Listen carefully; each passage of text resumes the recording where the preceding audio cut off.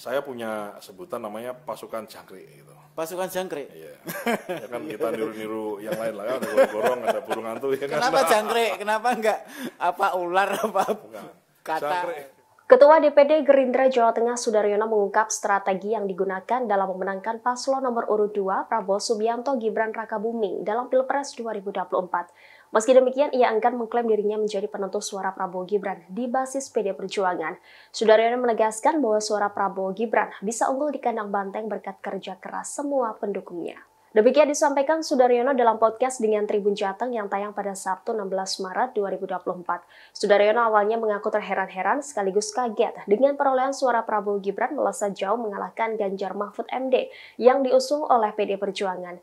Sebab ia memprediksi suara Prabowo di Jawa Tengah mentok di angka 48%. Sudaryono mengaku baru memegang tongkat komando sebagai Ketua DPD Gerindra Jawa Tengah 4 bulan sebelum hari pencoblosan pemilu 2024.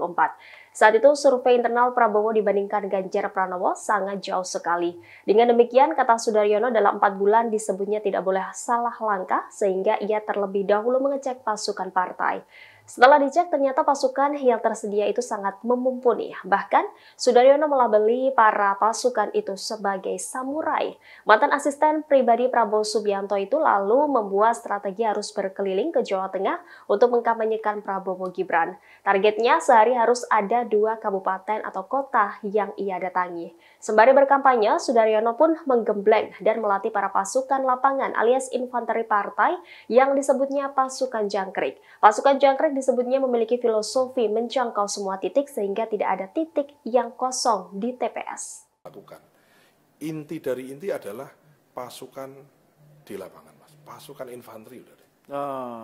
Saya punya sebutan namanya pasukan jangkrik gitu. Pasukan jangkrik? Iya. Ya kan kita niru-niru yang lain lah, kan ada gorong-gorong, ada burung hantu. Ya kan? Kenapa jangkrik? Kenapa enggak apa ular apa Bukan. kata? Jangkrik itu gini, kalau ketemu sama orang Gerindra, kita teriak, jangkrik bos. Oh gitu. Dia nanti teriak jangkrik, nah itu berarti pasukan kita. Kayak film ya? Ya kayak film Dono. Nah, jangkrik itu filosofinya adalah menjangkau semua titik. Oh, Jadi, jangkau semua titik. Ya, jangkrik itu menjangkau semua titik. Jadi iya, tidak ada titik yang kita tinggal.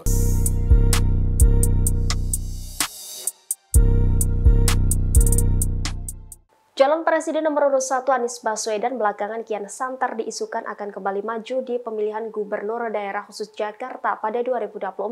Kabar tersebut muncul seiring dengan hasil Pilpres 2024 yang kemungkinan besar tidak memenangkannya. Terkait hal itu, pengamat politik Universitas Al-Azhar Ujang Komarudin memberikan komentarnya. Saat dihubungi pada Sabtu 16 Maret, Ujang Komarudin menilai Anies Baswedan secara tidak langsung mengajukan diri sebagai anak buah Prabowo Subianto jika kembali mencalonkan diri sebagai calon gubernur di Jakarta.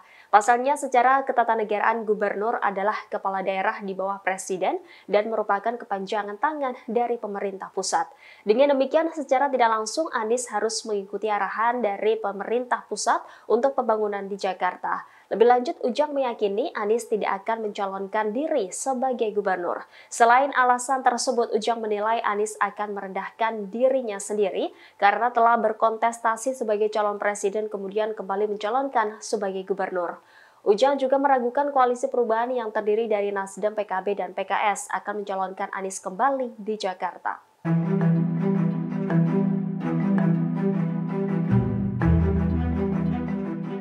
Rusia menuding 10 warga negara Indonesia menjadi tentara bayaran di Ukraina. Terkait hal itu, Pusat Penerangan TNI buka suara, Kapuspen TNI Maijen R. Nugraha Gumilar membantah adanya prajurit yang menjadi tentara bayaran di luar negeri.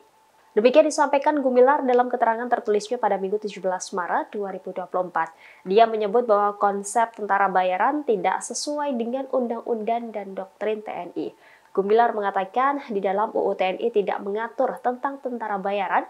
Kapuspen TNI menambahkan bahwa setiap prajurit harus memegang teguh jati diri TNI, di mana TNI adalah tentara rakyat, tentara pejuang, tentara nasional, dan tentara profesional. Ia menegaskan bahwa setiap prajurit harus profesional melaksanakan tugasnya seperti yang diamanatkan UU TNI dan tidak berpolitik praktis. Pernyataan Kapuspen ini muncul setelah Rusia menuding 10 warga negara Indonesia menjadi tentara bayaran di Ukraina. Dikutip dari Kompas.id, Kementerian Pertahanan Rusia mengungkap daftar itu pada Kamis 14 Maret malam waktu setempat. Kedutaan Besar Rusia di Jakarta menyebarkan ulang daftar itu pada Jumat pagi. Menurut Moskow, 13.387 orang menjadi tentara bayaran Ukraina dalam 2 tahun terakhir. Rusia mengklaim 5.962 tentara bayaran Ukraina tewas dalam perang selama ini. Dari daftar tersebut, Rusia menyebut ada 4 orang Indonesia tewas dan 6 lainnya belum diketahui nasibnya.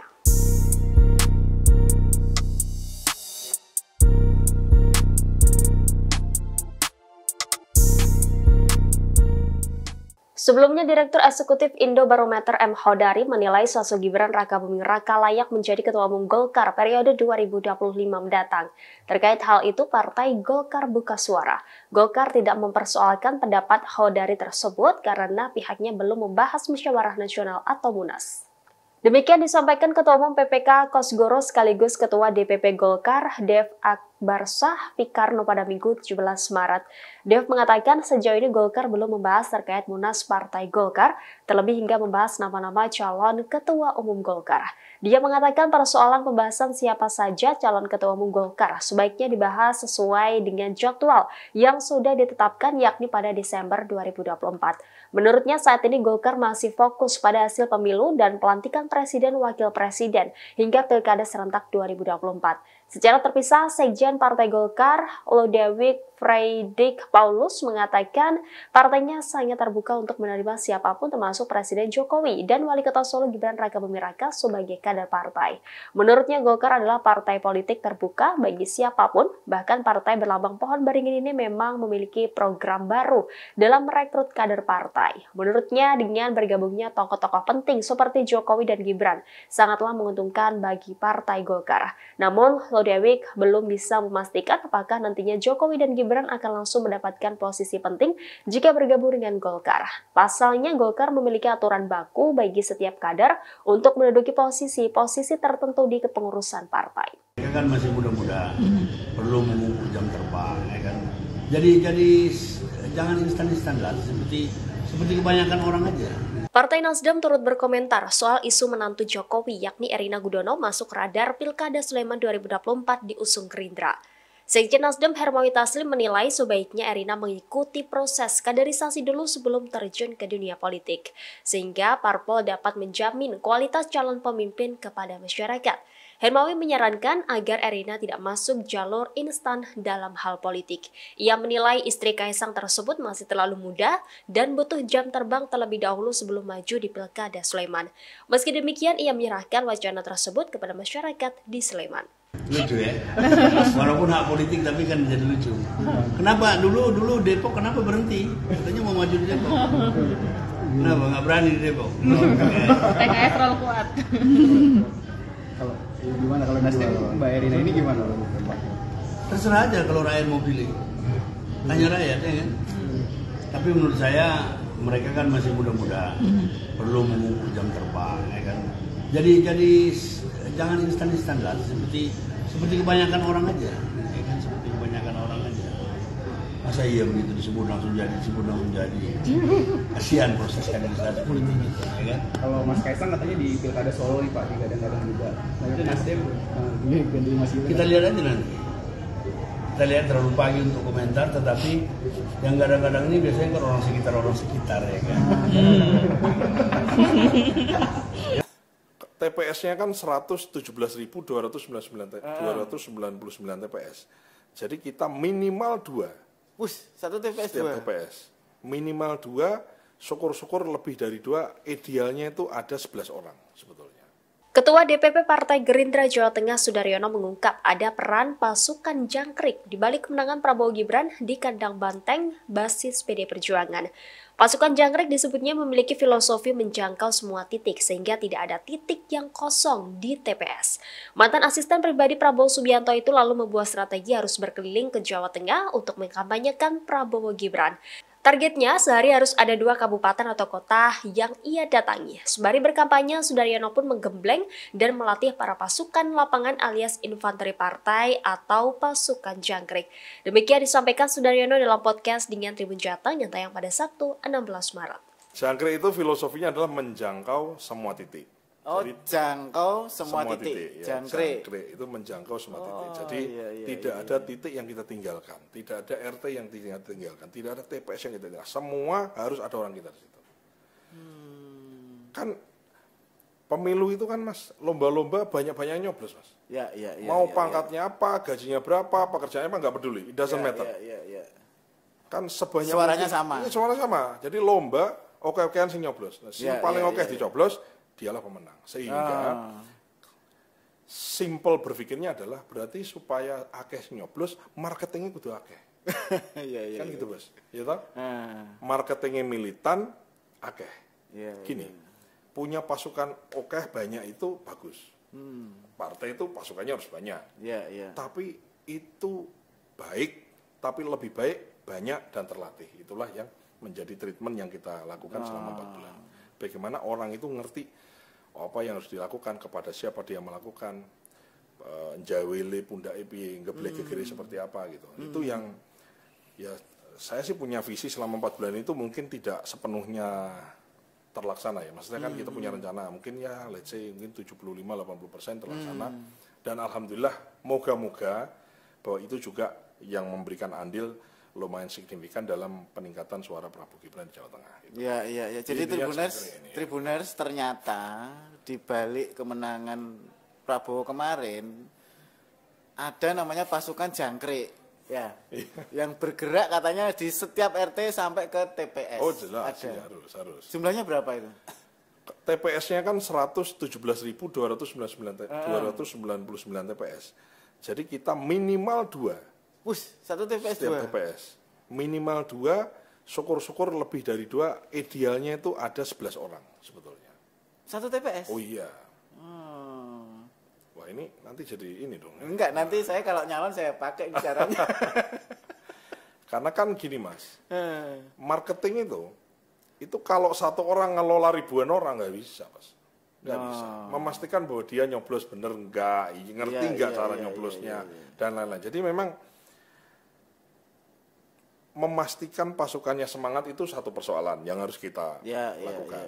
Kita harus membuat orang itu butuh, ya kan? Pasukan itu harus dibuat semacam nyawa supaya dia butuh Prabowo Gibran itu menang. Ada sebuah kebutuhan, gitu. Orang semangat, kemudian kita buat semangatnya itu menjadi sebuah kebutuhan bahwa Prabowo Gibran harus menang. Nah, setelah tahu bahwa dia semangat dan punya kebutuhan, maka diberi caranya, diberi monefnya, diberi monitornya, dievaluasi, kemudian dibikin pemetaan mana yang kurang mana ya gitu-gitulah. Kira-kira wah, luar biasa. Kelihatannya keren lah ya, tapi saya harus sadari bahwa memang tidak sepenuhnya berjalan dengan baik ya. Tentu kita harus pahami bahwa saya punya keterbatasan kan, waktunya juga cuma 4 bulan gitu. Saya punya rencana banyak gitu. Cuman ya alhamdulillahnya hal-hal yang penting yang harus dilakukan dalam 4 bulan itu bisa dan dapat kita lakukan dengan baik. Gitu. Satu lagi yang bikin penasaran. Tadi kan TPS-nya 117.000.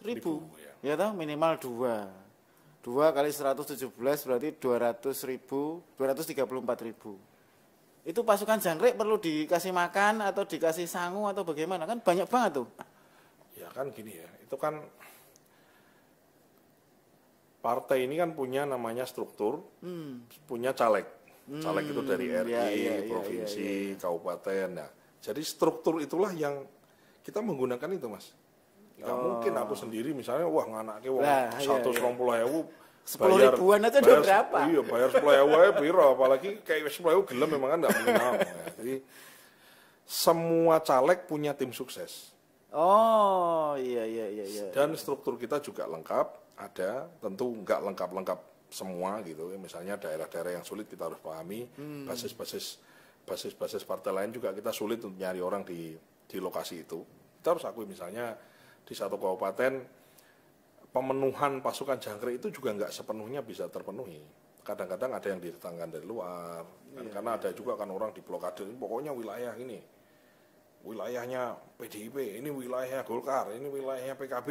Kita juga sama, ini wilayah Gerindra, sehingga orang lain juga bisa masuk. Jadi ini ada semacam Ya kan teritorial yang harus dijaga gitu loh, ya kan. Tapi ini seru sih memang. Ini satu eksperimen yang memang menarik ya. Bukan eksperimen, ini eksperimen sekalian praktek. Kan saya belum pernah bereksperimen sebelum jadi ketua DPD. Tapi saya punya pemahaman, ya kan pemimpin itu kan mesti punya, ya katanya gitu ya. Pemimpin itu kan punya visi. Ya. Visi itu kan ibarat Ronaldo atau Messi lah gitu. Dia giring bola kan dia toleh kanan toleh kiri kan dia untuk bisa tahu visi. Oh kawan saya ada yang lari ke sini, ada yang lari ke sini. Kemudian visi itulah yang mahal menurut saya. Menurutku itu visi itu yang mahal. Kalau melaksanakan itu kan tinggal diperintah, ada juklak, junis, laksanakan jalan beres. Tapi kan bagaimana membuat visi, menerangkan visi dan sekaligus membuat orang-orang di bawah kita ini mengerti visi kita. Kita harus gini. Jadi ya lumayan saya mungkin mau ucapkan terima kasih kepada Gerindra semua pasukan jangkrik di lapangan dan selamat juga telah menang. Tapi saya juga minta maaf selama 4 bulan tuh tak plekodo Pak. Plekodo itu apa? Ya di plekodo itu ya ditekan terus itu terus ya. Ini sudah belum, itu sudah belum. Kenapa nggak bisa? Apa masalahnya? Terus gitu. Nggak ada waktu Pak. Nggak ada waktu. Saya katakan kepada teman-teman bahwa kita selama 15 tahun memperjuangkan Pak Prabowo Presiden, belum pernah kemenangan itu sedekat ini. Maka nggak boleh meleset ini kemenangan ini.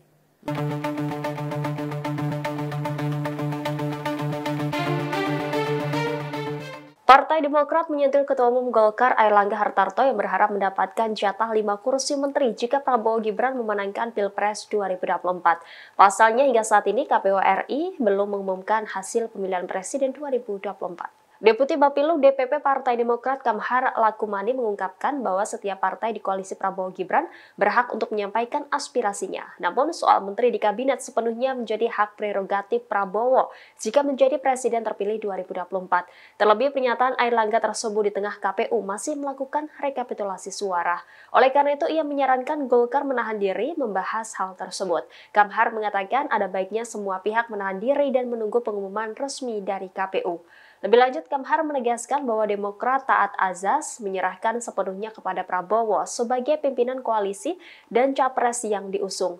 Sebelumnya diberitakan Ketua Umum Golkar Airlangga Hartarto menginginkan partainya mendapatkan jatah 5 kursi menteri di kabinet Prabowo nantinya. Airlangga mengatakan hal itu dikarenakan Golkar menang di 15 dari 38 provinsi. Menurutnya 80 hingga 90% pemilih partai Golkar ikut memilih Prabowo Gibran di Pilpres 2024. Airlangga menyebut kontribusi Golkar memenangkan Prabowo Gibran Raka Buming Raka sangat maksimal. Dia pun berharap kadernya disediakan ruang menjadi menteri. Download Tribun X sekarang, menghadirkan lokal menjadi Indonesia.